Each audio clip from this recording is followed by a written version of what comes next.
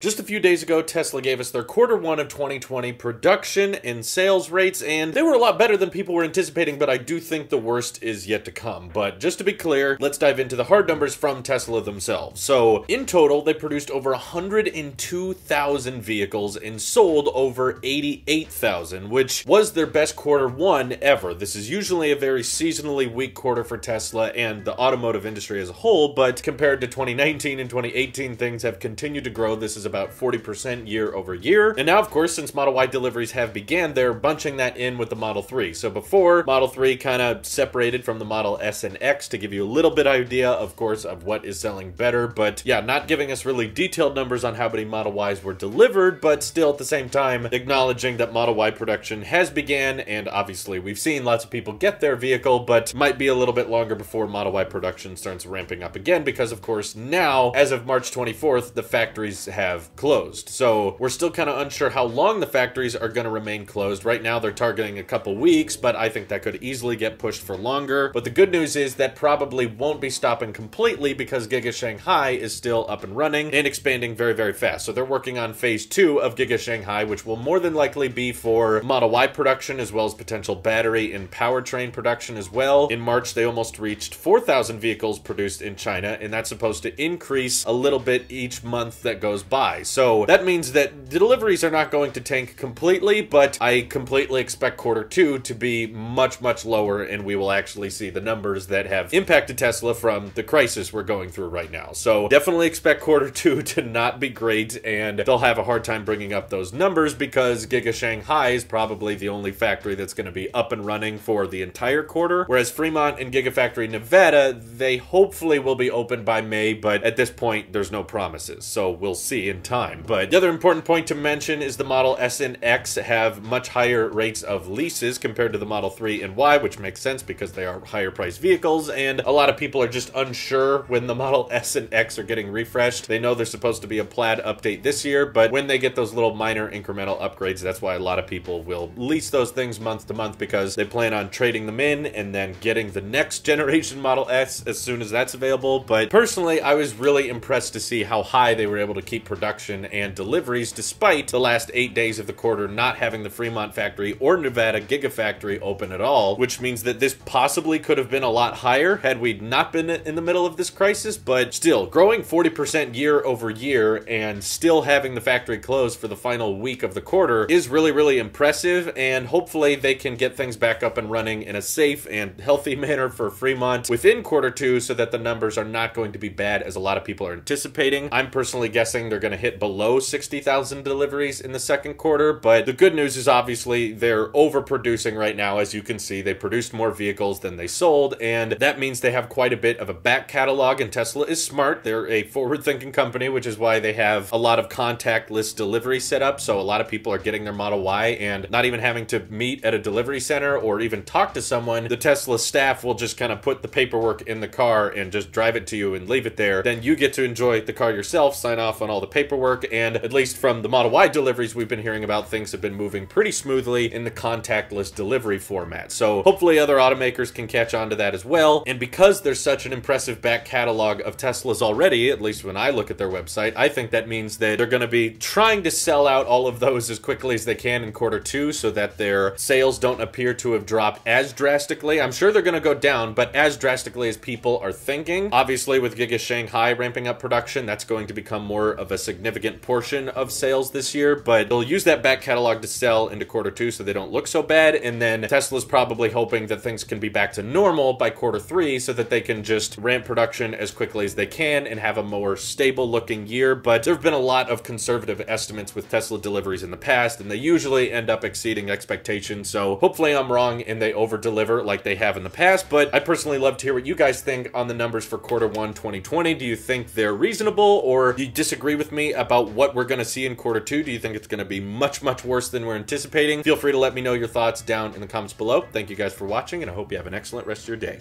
Take care.